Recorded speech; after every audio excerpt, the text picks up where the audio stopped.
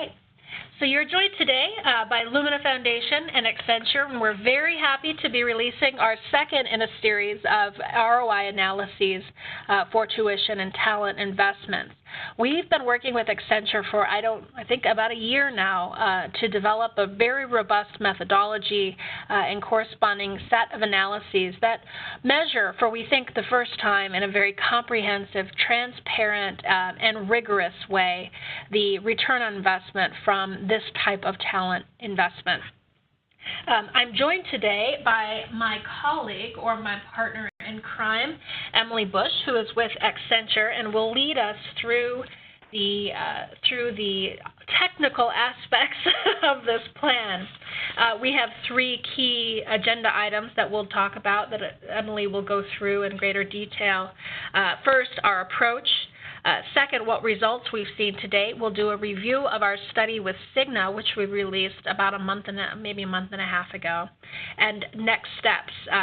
And so with that, I will turn it over to Emily to discuss some of the opening parameters of our work. Emily, go for it. Thanks, Haley. So just to dig right in, why measure ROI and tuition benefits? So really, there were three main reasons why we thought that this was an important thing to do. And the first being around U.S. competitiveness.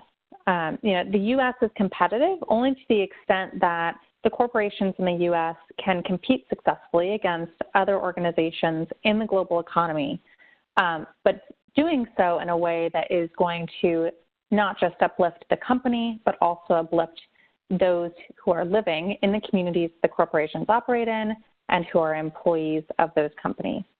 And so the challenge right here is that, despite that we've had fantastic recovery of the economy and the job market, there still exist mismatches in skills between what employers need and what employees have. So that's one reason why we think that learning and especially employer-provided tuition is kind of a key thing that would really uplift the competitiveness of the U.S. Second reason to measure ROI and tuition is because of the role of learning in general. High-quality learning is really a pathway, or I think I heard an employer once say it's a catapult, which really increases both the employer's ability to compete as well as the employees' access to career opportunities, higher wages, economic mobility. And the great news here is that employers spend an enormous amount of money on training and tuition assistance every year, about $177 billion, massive number. And about 10% of that spend is actually on tuition assistance, on giving employees money to be able to pursue degrees and credentials through post-secondary organizations. So understanding the return on that learning can be really impactful for employers, and especially those within the learning and development space, to be able to understand and promote the value of their programs.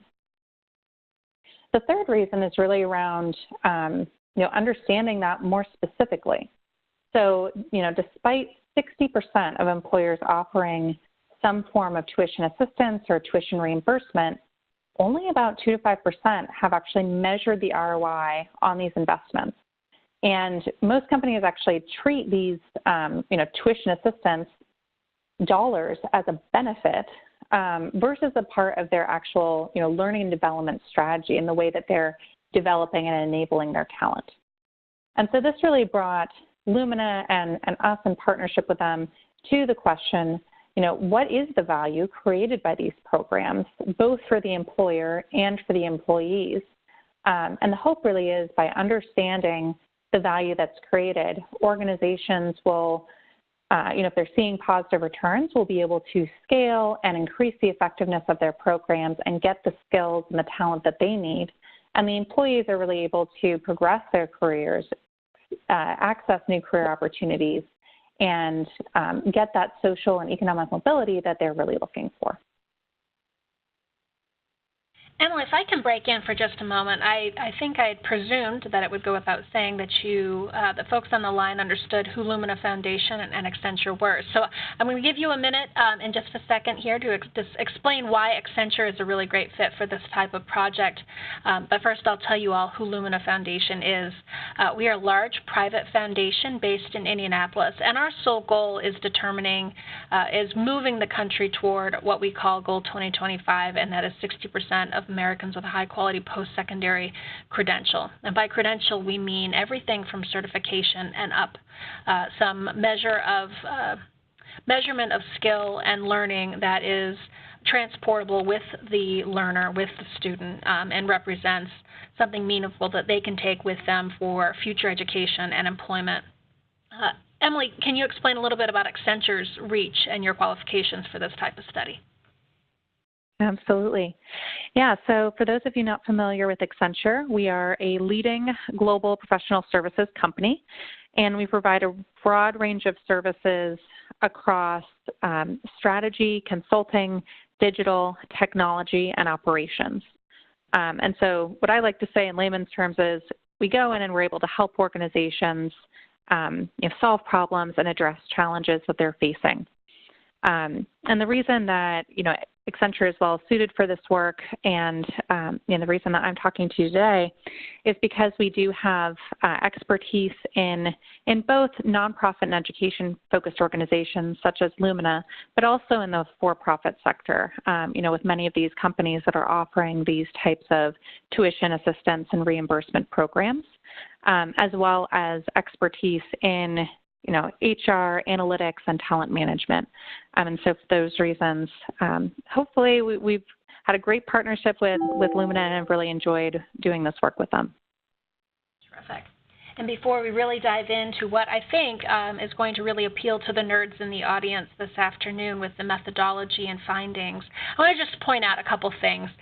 First, for all the reasons that Emily has said about global competitiveness within companies, quality of life, wages and outcomes, as well as the learning aspects, Lumina is really interested in this type of work because, number one, it represents a really large investment. As Emily said, $177 billion every year spent on formal education and training, and a large proportion of that spent directly to support tuition reimbursement and assistance. Now, we know tuition reimbursement and assistance are only tips of the iceberg here when it comes to the ways that employers engage with the post-secondary learning system, but it's one that has not been studied to great extent. And what has been studied has several key weaknesses that we really wanted to improve upon.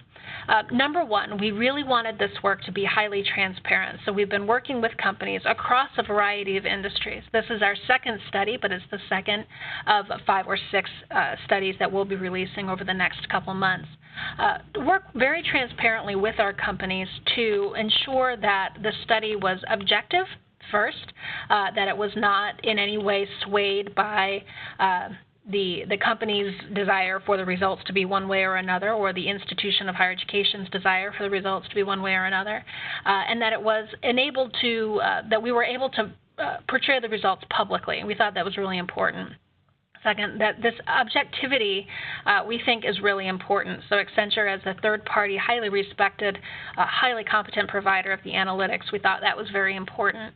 And finally, we really wanted to develop a methodology that was to some degree, and I think you'll see this as Emily discusses the methodology, unassailable from a statistical perspective. This analysis, we believe, goes farther than any other that we know of that has been at least publicly released in determining the actual return on investment. It's not just a cost analysis, it's not just a benefit analysis, and it does go deeper to really uncover the impact of these programs on the bottom line. So with that, we'll transition now into explanation of the agenda and the methodology. Thanks, Emily, for indulging me here. Absolutely. Yeah, so our agenda today is really to go through 3 things. The first is the approach, just give everyone an understanding of how we actually went about and assessed ROI in these studies to address everything that Haley just mentioned about previous work in the space. The second is to talk about our results to date. So we've been lucky enough, as Haley said, to come out with 2 studies. Today we came out with our second study, as Haley mentioned, focused on a large communication technology company. And our first study was with Cigna, a large healthcare insurance organization. So excited to talk through the results we found with both of those organizations with you today. And then finally get into next steps. Understand how can Lumina and really how can we all capitalize on these findings and, help further the goal of U.S. competitiveness and post-secondary attainment. So with that, let's dive in and talk about the approach. How did we assess ROI in these studies? So when we were developing our ROI methodology, we wanted to keep in mind all of those things that Haley mentioned earlier about, other ways that ROI had been assessed in the past and how we could make sure that our methodology was rigorous and valid and defensible. And so in order to do so, we developed guiding principles because we really wanted these results to be defensible and have weight and really be defensible, especially to that CFO, or finance type population who, may be really familiar with the numbers and really want to know that these results are something that is statistically valid. And so our 3 guiding principles are, first, that we used company data wherever possible. Second, that we selected conservative external benchmarks when we needed to, when there wasn't that company data available.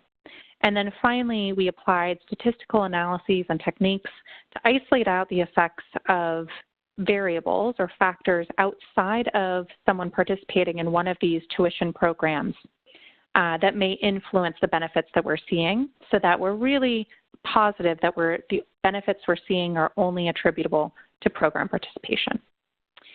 And finally, in terms of the calculation that we used, this is just a standard return on investment calculation, which is we took the total benefits that we saw from program participation and subtracted out the total cost of investment provided by the company, divided by that same total cost of investment, and multiplied that by 100% to get the percent ROI.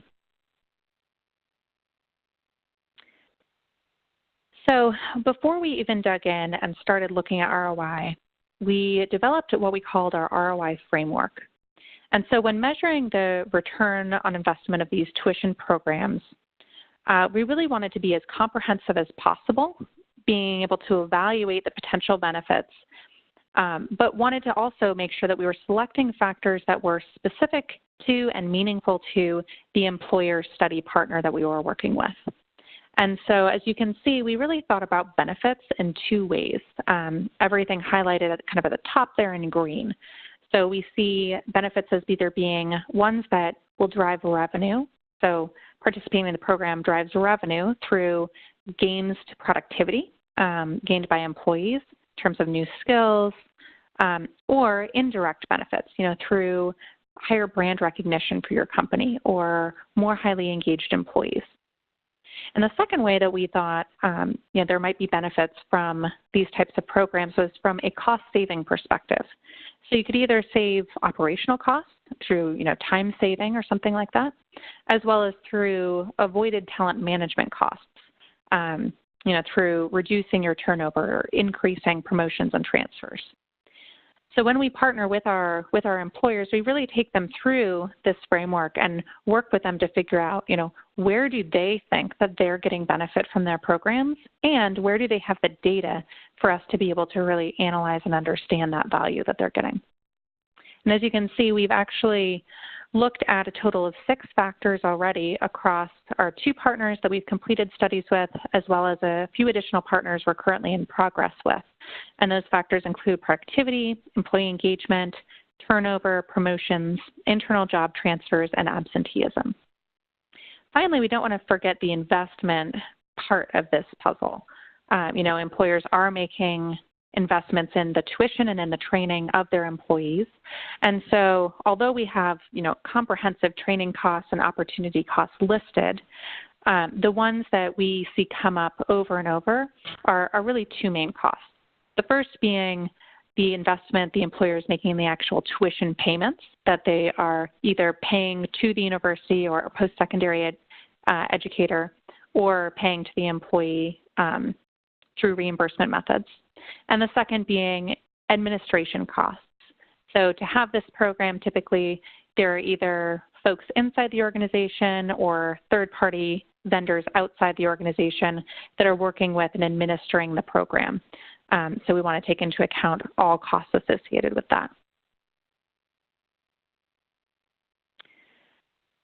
So then once we select the benefits and we gather all of the data needed to understand the value that the employer is getting, what we do is we actually take all of that data and segment it. So typically we will get all data for all employees across the organization.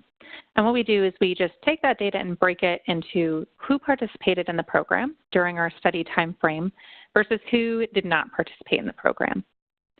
And then within each of those groups, we determine the differences for each of the benefit factors.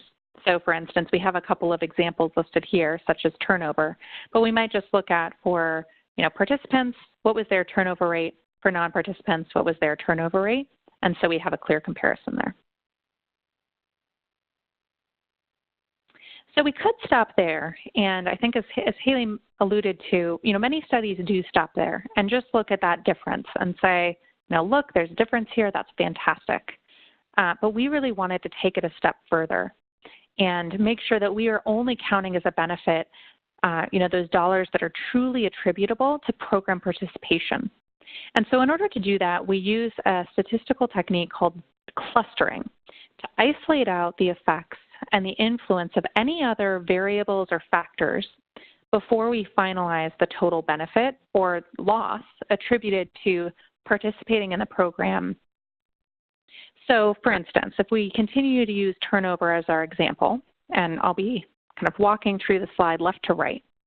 So starting on the left side of the slide, if we calculate that just initial difference between participants and non-participants in terms of turnover, let's say in this example we find $10 million in savings attributed to that difference of participating in the program.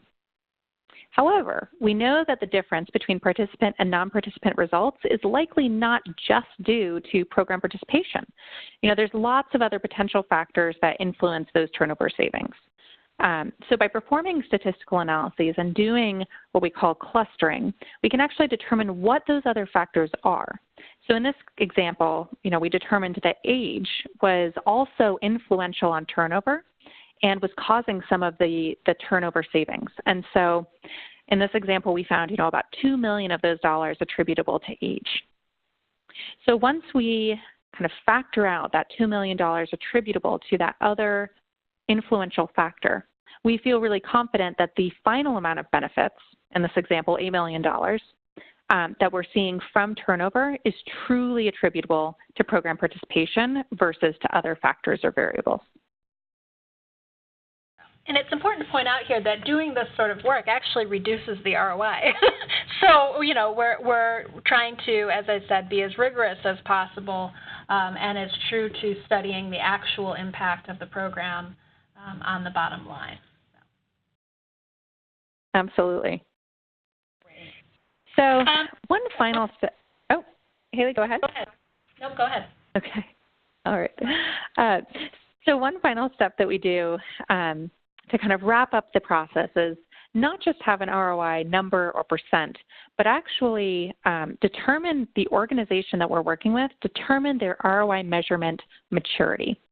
And so in order to do so, we developed an ROI maturity model, which really helps companies to assess, build, and refine their capabilities to support ROI evaluations of their tuition assistance or tuition reimbursement programs.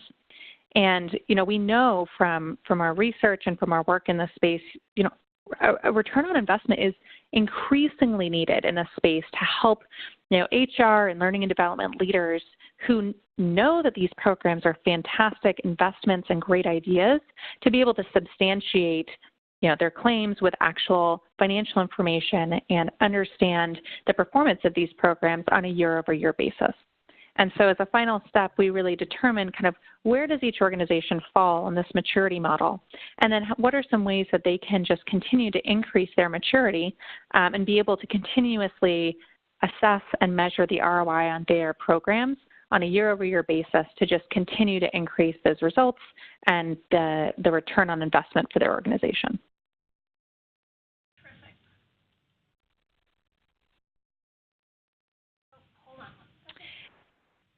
So the bottom line here is that... Go ahead, Emily. Sorry, Haley. The bottom line is that the ROI study methodology is rigorous and repeatable and produces highly defensible and actionable results. So, Haley, I'll turn it over to you to dive in and show some of the results we've seen to date. Sorry about that, Emily. I got excited. So our approach, we're going to move here into the results to date section of our agenda, and here we are. The great news, and just to make sure that y'all are clear, we went in with hypotheses about how we thought by factor that we were studying the results would come out. Namely, we did think going in that turnover savings would be significantly higher for those who were participating in the program versus non-participants. But the good thing is that we actually found that most of those were true, but we were pretty rigorous in determining that one particular factor, absenteeism, did not turn out how we figured, and we'll talk about that a little bit more deeply next. So the way we're counting ROI, and I want you to remember this as you see the results moving forward, is that what we mean with a positive ROI means that the employer has gained every dollar that they've spent back, and then the percentage afterwards is the reflection of the additional dollars that they've saved as a result of the program. So Cigna, and this will just be a pretty quick overview about what the educational reimbursement program looked like as we were studying it. So Cigna is one of the largest healthcare service companies. I think they have transitioned away from using insurance companies, so we should change that. They've got revenues of over $34 billion and about 31,000 employees. They offer this program to all of their U.S. employees. And essentially, it looked quite a bit like many standard tuition reimbursement policies.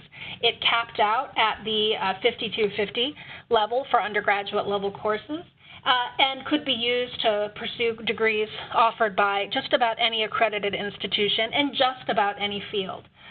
They did have some institutional partnerships where they negotiated tuition discounts, which was also a pretty standard procedure. And they had an annual utilization rate of about 4% or a 3-year utilization rate of 6%.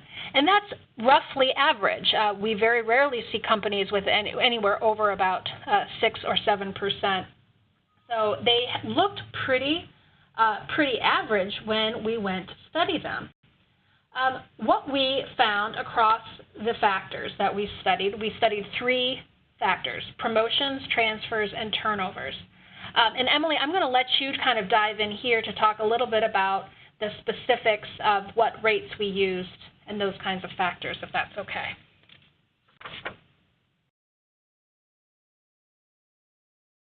Emily? Sure. I think we lost Emily. Oh, here we go. Here you go. Oh, I'm back. I'm sorry about that. So we hypothesized that Cigna's education reimbursement program would result in participants being promoted, transferred, and retained at higher rates than employees who did not participate in the program. But in order to determine the actual benefit arising from each of these factors, we determined the difference between participants and non-participants, and then had to actually multiply that difference by a dollar amount. And so that's where things get a little bit more complicated. But the good news is, the amount that we were multiplying by was actually based on a Society of Human Resources, or SHRM, benchmark for an employee replacement cost. And so that is the total cost of recruiting, interviewing, and onboarding an employee, and any lost productivity costs. So this includes, the cost of having a position open, the time needed for an employee to become fully productive, et cetera. So kind of that total cost of if you lose an employee and have to replace them from the outside. So for turnover, that was about it. We just stopped there and were able to say, there's a difference between participants and non-participants. If we multiply that difference by the total cost of replacing those employees, we know what the cost savings benefit is. For promotions and transfers, it's a little different because even though you're saving money from promoting or transferring an employee internally versus from hiring in someone new from the outside, an employee still needs time to come up to speed a bit in their new role. So they're not quite as productive as an incumbent employee, even though they know the organization really well. The role is still new to them. So in order to account for that, we subtracted out a little bit of that savings through what we called an internal employee replacement cost. Essentially, a smaller amount that accounts for kind of that lost productivity, but doesn't account for all of those additional costs that you have when you're hiring from the outside.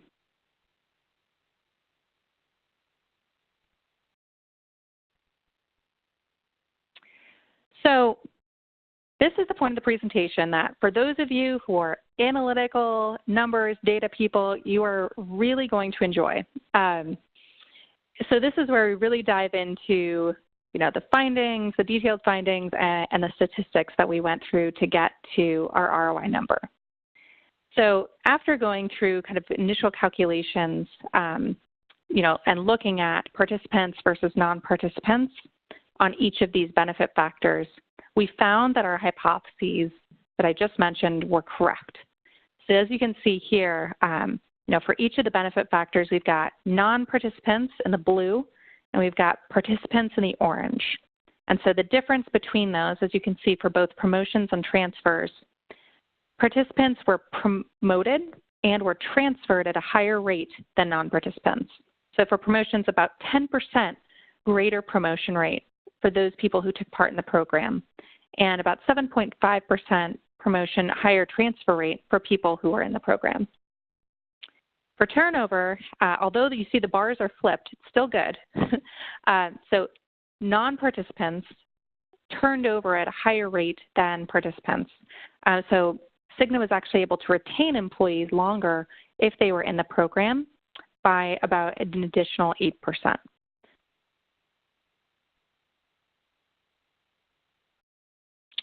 Now, we didn't want to stop there, and this is where we really dig into the statistics that we used. So as I mentioned earlier when we were going through that example of turnover, we wanted to make sure that we identified what are the other factors or what is that other most influential variable, aside from program participation, that impacts these results and the differences between participants and non-participants on the basis of each of these benefit factors, promotions, transfers, and turnover. So the way that we did that was through a statistical process called chi-squared divided by degrees of freedom.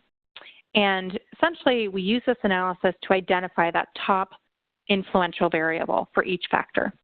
So you can see each of the variables here in purple. And for promotions, we found that apart from participating in the program, your job grade at Cigna, or an employee's job grade, kind of their level at the company, was the most influential thing on them getting a promotion, which makes sense because people tend to get promoted more quickly earlier in their career. From a transfer perspective, interestingly, we actually found that the function, kind of the part of the organization that you belong to and the role that you had was most impactful on you getting a transfer, which, again, could kind of make sense there because there are some kind of roles and parts of the organization that do have more opportunities to move around, and the skills that you have are really transferable to other positions within potentially your function or a broader department. And then finally, within turnover, we found that your tenure with the company was the thing that was most influential on you continuing to stay or on you leaving the company.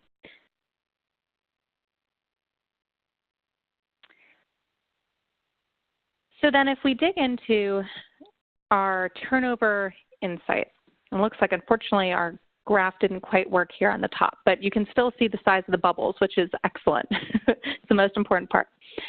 So for turnover, so we identified for turnover that a person's tenure was the most influential variable, apart from program participation, of them staying at Cigna. And so what we did was we actually clustered the participants and non-participants based on tenure. So what you're seeing is, on the very left-hand side here in blue is the first cluster. And as you can see from the bubble size, the largest bubble or the largest group of people, I think it's about 54% of both participants and non-participants fell within that first cluster. And so what we're seeing is, that cluster is that you've been at the company for 0 to 5 years, and we're seeing that if you are a participant in the program, in that time, you are 19% less likely to turn over. So huge savings there for Cigna for people who are in the program and haven't been at the company for quite so long. Then the middle cluster there is for people who have been at the company between 5 and 15 years. And as you can see, the results are a little different for people in that tenure bracket. So actually, participants are slightly more likely to leave the company. And we see that same result repeated for tenure above 15 years. Again, people in that cluster are a little bit more likely to leave. We see similar findings for promotions. And if you remember, we looked at job grades as the top other influential factor on being promoted. And similar to turnover, we found that participating in the Education Reimbursement Program, or ERP, resulted in a huge amount of additional value for people in that lowest job grade 1. You're about 20% more likely to get a promotion if you're a program participant. In the second cluster, we're again seeing fantastic results. And the third cluster, we're actually seeing, a little bit negative results, but, really, really nominal. And then finally, transfers. So we clustered transfers on the basis of job function. And again, we found the transfer effects to be fairly consistent between the clusters. You consistently see that people who are participating in the program are receiving transfers at higher rates than non-participants. And you're actually seeing that the third cluster there has the highest rate of transfers, and that cluster includes employees who had roles in medical management, provider services, information technology, and operations. So especially good transfer results for that population. But what does all of this mean? So Haley, what did we find? So what we found is that for every dollar Cigna invested in this program, the ERP program, they got its dollar back and saved another $1.29 in talent management costs.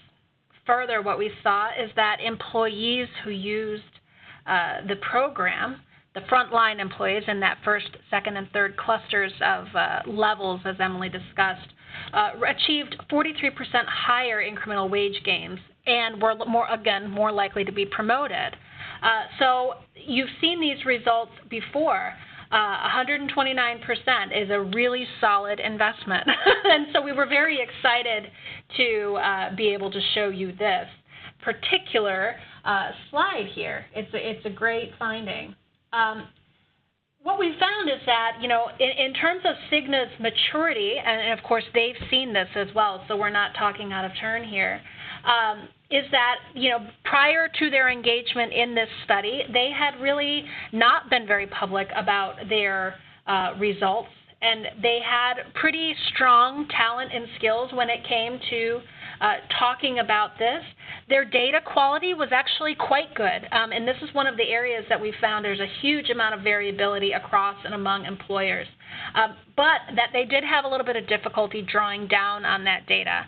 So when we gave Cigna the results of the study, as well as the maturity analysis, what they did was pretty astounding, in that they took that back to their strategic learning department, and they first increased the financial support available to employees, meaning that for employees that were really focusing in on highly strategic fields, namely informatics, cybersecurity, the data informatics and analytics, the healthcare provision, the practical, those kinds of things.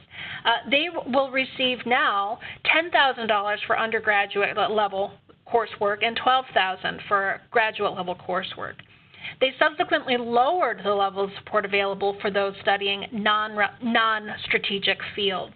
And so in that way, they have been very responsive to the strategic aims of the study. They are increasing and improving the level of support available to the participants. So rather than saying, hey, here's a benefit, go use it wherever you want or wherever it might work for you, they're saying, hey, there's actually providers that are out there that are really working well for us, and there are life situations that you as an employee have to deal with. Let me help you.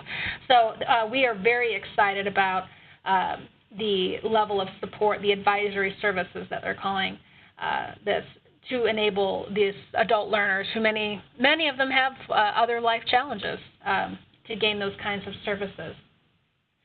Finally, they eliminated the upfront payment and worked to negotiate deals with the institutions of higher education to get a post-completion payment. What that means essentially is that the institutions are still receiving all of their dollars, but the employee does not have to front the money and then wait for 4 to 6 months to complete the class and to process the reimbursement.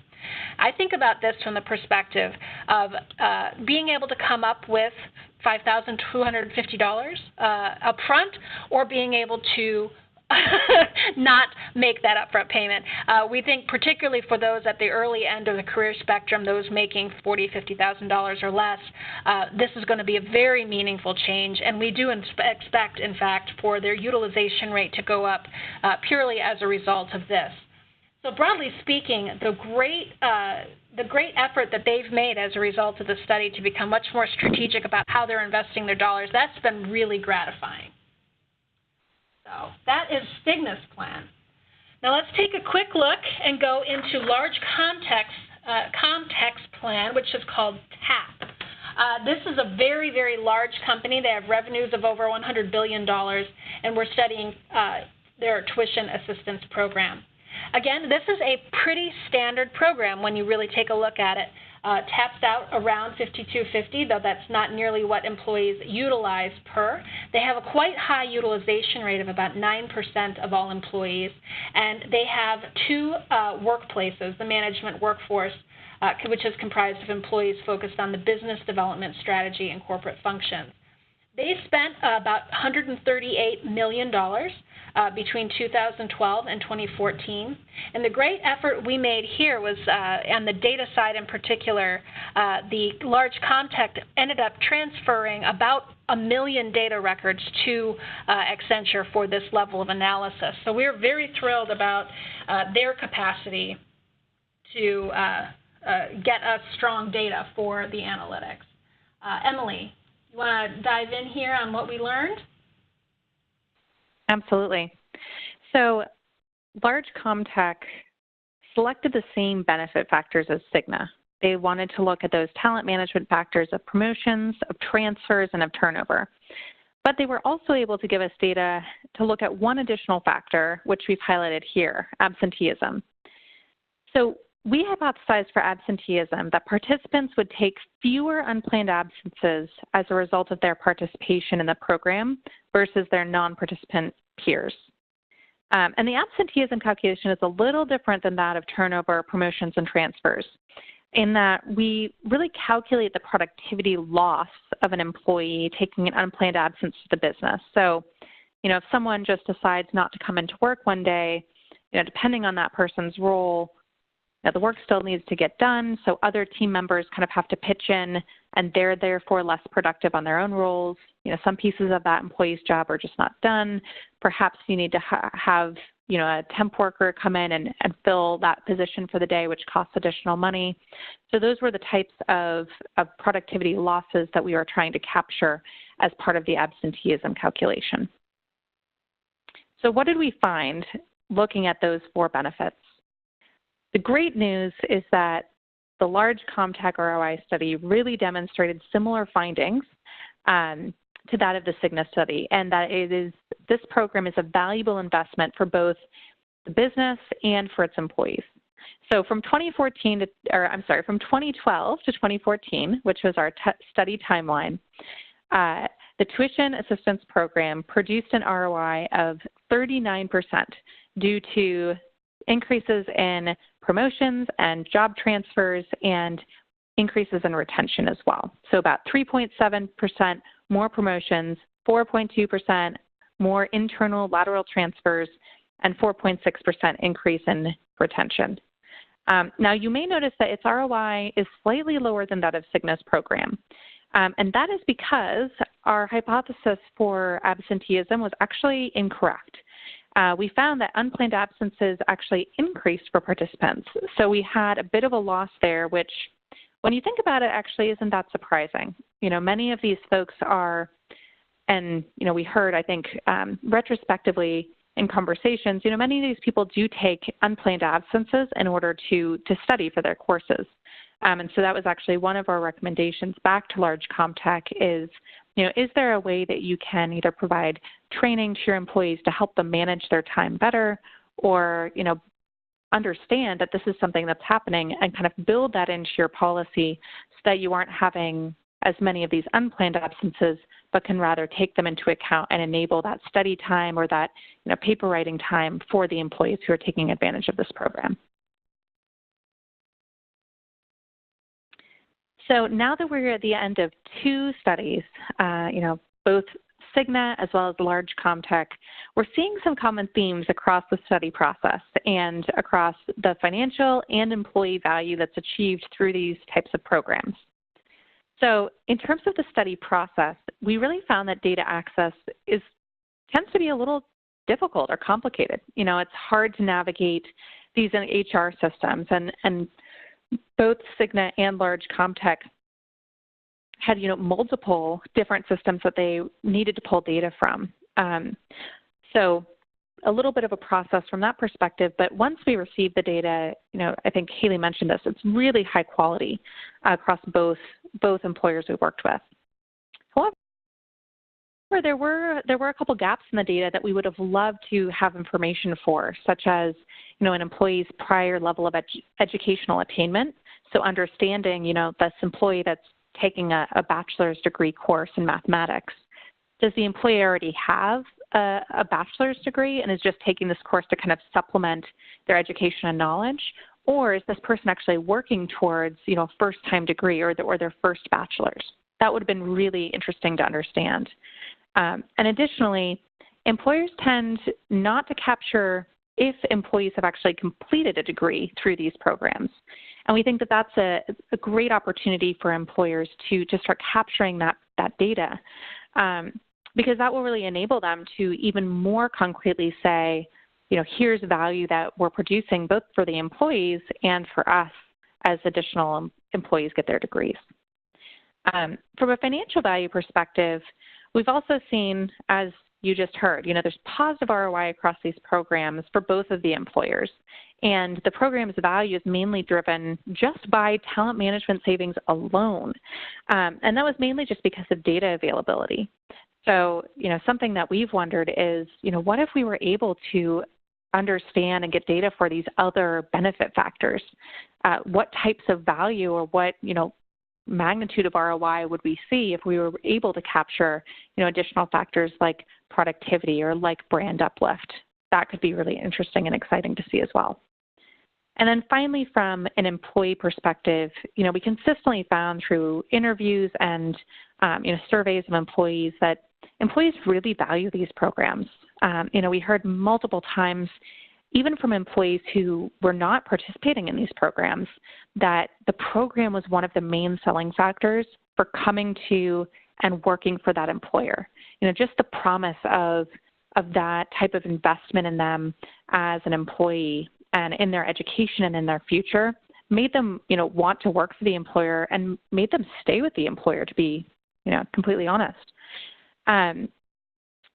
Additionally, employees, as we saw, both quantitatively as well as through our conversations with employees were able to access additional and broader career opportunities, either through promotions or through lateral job transfers. So great news there. The downside was that participants, also encountered barriers. And, like Haley mentioned, it's hard when you're encountering a reimbursement model to be able to front that, $3,000, $4,000, $5,000 of your own money to pay for a course and get reimbursed, 5 or 6 months later. So that was a challenge. And then the other challenge was, which Cigna has already been addressing through their work, is really just around clarity. Where should I be investing my time and money and educational, resources? What degrees and skills are valuable and are going to be valuable to me as an employee and in terms of my future career path at this corporation, as well as to my employer? Where am I going to get rewarded for all of this hard work that I'm doing? So providing additional clarity around that piece to employees would be hugely beneficial to help remove some of that barrier. So the bottom line is that both for Cigna and for large complex tuition programs, it's valuable both for the employer and for their employees. And the more that both of these employers, as well as other employers, can shift these tuition programs from being, just a cost center benefit to being truly strategic talent development initiatives like Cigna is already doing, these companies can build and maintain highly skilled workforces that they need for the future and that the U.S. needs to stay and maintain its competitiveness. So we are at the next step stages of the agenda here, and I will close us out. We are getting questions about where the studies are published. If you go online at luminafoundation.org, then you will find them there, but I will also send you the direct address in just a moment here. So as we take a look at how we should act following these studies, one of the reasons why we embarked upon this analysis was because, number one, we wanted employers to really have a strong understanding of what they, from a business perspective, would get out of this kind of investment. We just didn't have a really strong understanding of that before. We also wanted to make sure that when policy folks, when community activists, when chambers of commerce, when any kind of organization or entity that's looking to engage the business sector wanted to do that they were approaching that with the most information and assets that they could have. So pointing out that, hey, the 100 people, the 1,000 people, the 10,000 people that you've sent to college has probably resulted in a positive return for you. And here's some assets that can show you how and why. So that's really the broad sort of understanding about what we wanted to develop during this analysis. So what are we calling now? And if we have a call to action, what is it? In terms of the employers, what do we want them to do? We think that there's a pretty discrete set of activities that they can do to help them maximize their return. First is start measuring it. As you have heard today, there is a number of factors that enable ROI measurement. And those are not just having a program. They're having the right data capacity. They're having the capacity to draw down the data in a meaningful way. They're measuring across a variety of factors. That has probably been the most challenging aspect going forward, is just really fully understanding what kind of data is available across a company, which is, if they're large enough, they're often doing this across multiple departments with different levels of, loci of control, those sorts of things. So ensuring a comprehensive, repeatable analysis of ROI is really important. Number two, capture data now. That, of course, bleeds. The data question is a really important one. And I think we've been surprised in many cases that the data just doesn't exist in many cases, but is also, like I said, kept in disparate places. We have seen a really interesting pattern, to the degree that the companies we've studied represent a pattern, surely not in a statistically rigorous way. 3 does not represent a pattern, but aligning program with strategy. This has been really interesting. You'd expect for companies to be investing in ways that would benefit their ultimate talent needs, but in many cases, because these sorts of programs grew out of sort of general benefits programs, you don't see a high level of strategic alignment. And I think that that's going to start changing, both as a result of improved understanding of ROI, but as employers' talent needs become more acute and the pipelines that they've been looking to fill them become narrower and shorter. So aligning the tuition assistance needs with high priority talent needs could make a big difference in how employers are actually getting their jobs filled.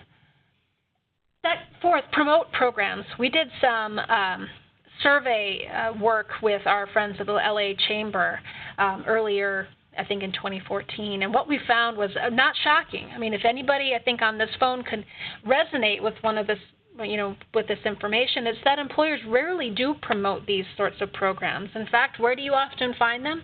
In the employee handbook. And how often do you take out the employee handbook? Either when somebody makes you sign a page that says you received it, or it's when you need to look up one of your benefits.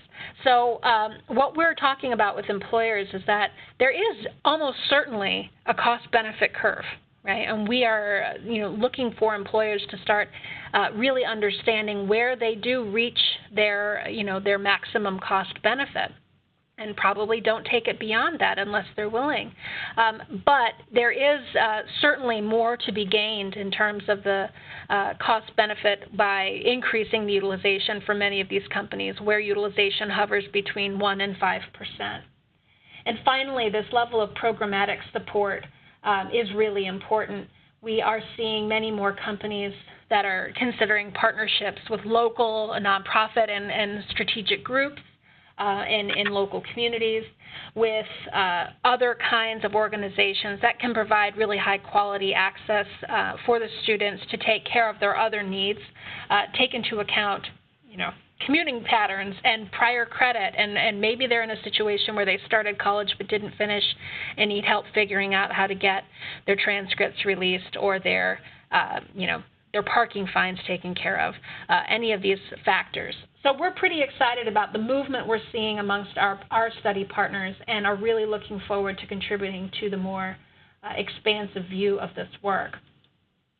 So, if we're going to take anything away from this webinar, I hope you do agree with us that shifting tuition assistance benefits from a pure benefit to a more strategic outlook in terms of a talent development strategy is the right strategy and can really be an assistance in helping build highly effective and skilled workforces. So that is the end of our formal presentation, but I will note we have raced through to degree. We have got 6 more minutes, and so I'd encourage you to ask your questions now via the chat and Q&A functions. And I do have a question for Emily, and that is, looking across your pretty deep experience in working with companies, what was your biggest surprise in this set of analyses? What shocked you the most? Yeah. I think just the magnitude, especially of the benefits for the employee. We know how valuable higher education is, and the type of benefits that someone gets out of participating in and achieving, a degree. Everything from greater life satisfaction to better employment outcomes. But just seeing that quantified in terms of immediate wage gains and career opportunities at their current employer, I just found fascinating and so exciting. That's great. From your perspective doing the statistical analysis, are there any holes, do you think, that folks should know about within the analysis where they should be aware of the proviso? What's the asterisk here within these analysis that folks should be aware of? In terms of the limitations of the analysis or the capacity or the data exchange, that kind of thing. Yeah, I think one limitation that I mentioned before, but I think is so important, is just that the analysis is only as good as the data that you have to be able to do it. And though we were able to dig into those, consistently into those 3 talent management costs of promotions, transfers, and turnover, there's so many other benefits that are arising from these programs. We weren't even able to get into productivity and skill gains that the employer is getting from the actual knowledge that these employees are getting through their programs. And I would say especially for, more specialized, skill sets and more specialized employees, this becomes so important because they do need that skill and they do need that knowledge. And we aren't, thus far, we haven't been able to capture and quantify that. So I think that that's a really important caveat to have. I think the other caveat is just around the, just like you mentioned, the data exchange itself. Just having to go to all of those disparate systems, it just takes time. So I think, someone thinking about doing this, just preparing for that and being aware of that is helpful. And then also just identifying, who is that data guru within the organization who really knows those programs, who's going to be able to get to that data. Absolutely. Well, on the topic of data, I had a great question about the ease with which we had convincing employers to share all data, and how do we address the concerns of a skeptical employer. So let's talk about, I'll answer very quickly here and then let Emily take over. To tell you the truth, this is from Thomas, we actually had a pretty easy time convincing the employer. We had a harder time working with the legal departments. That's where we had a really set of intense conversations, and we did sign non-disclosure agreements. The employers, I think, really see the value of this kind of analysis, and their level of skepticism was really a reflection of the environment in which they had to work. So, Emily, take over from there. Yeah, I giggle at your legal comment. Definitely echo that. I think, Thomas, the other piece that we were able to that was very important when addressing concerns of the employer was around anonymization of the data. So we made sure that there was just nothing in the data that would in any way be able to, if someone ever got their hands on that information, no way would you be able to tie any of the information back to any specific employee. So the way that we were able to do that was, no specific information. The only way we were tying data to a specific person was through an employee ID, and we actually had the IDs masked so that they aren't even, through a code and kind of a methodology that we aren't aware of. So there's just no way for us to be able to tie any of this information to anyone at the company. And were the companies surprised at the results for the programs that they were offering, do you think? I think so. I think that so many of these programs have been sitting on this, on page 58 of the benefits handbook for so many years. And so the fact that these programs, even without being, focused on in a strategic way, are already producing so many fantastic results, I think that in many cases was a very pleasant surprise and has just made people even more excited to dig in and make these strategic so that they're seeing even more positive results and impact. Absolutely.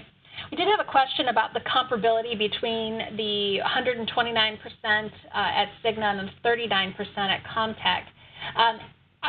To that question, I would say to a degree, yes, they're comparable.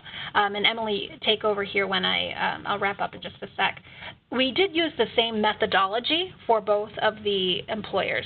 We studied the same sort of cost factors but we did not study the exact same benefit factors. Emily noted that we did not study absenteeism at Cigna, but we did study absenteeism at Comtech. And so the inclusion of the different benefit factors makes it a little bit like Granny Smith apples to Gala apples. So they're not quite the same in terms of that direct comparability, but they are using the same.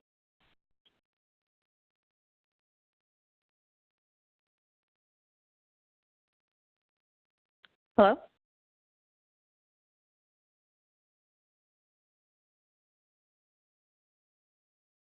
I think we lost Haley. Can anyone still hear me?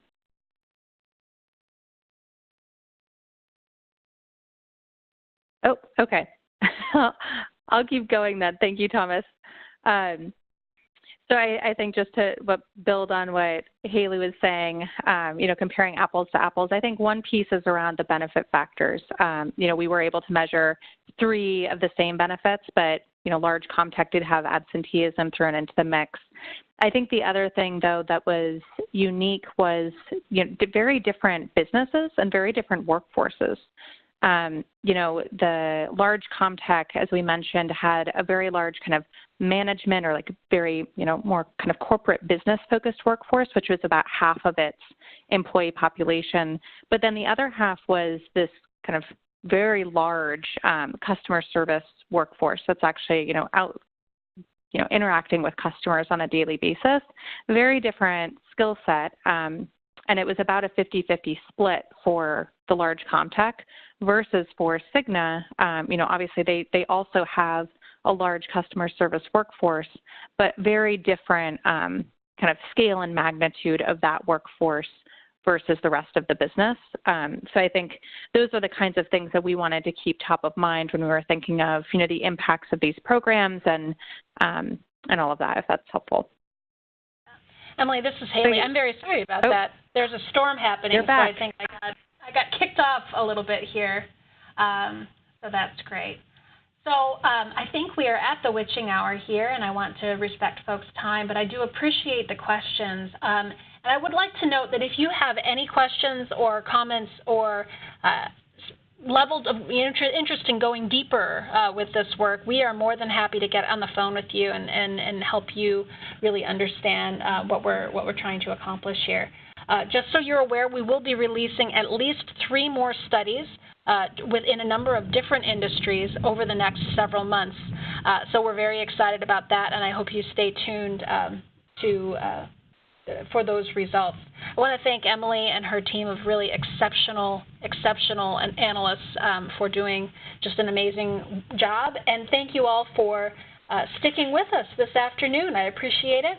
This event has been recorded, and we will be posting this online just as soon as we can get it converted. So I appreciate your time and energy. Thanks so much, everybody. Take care. Thank you, Emily. Thank you.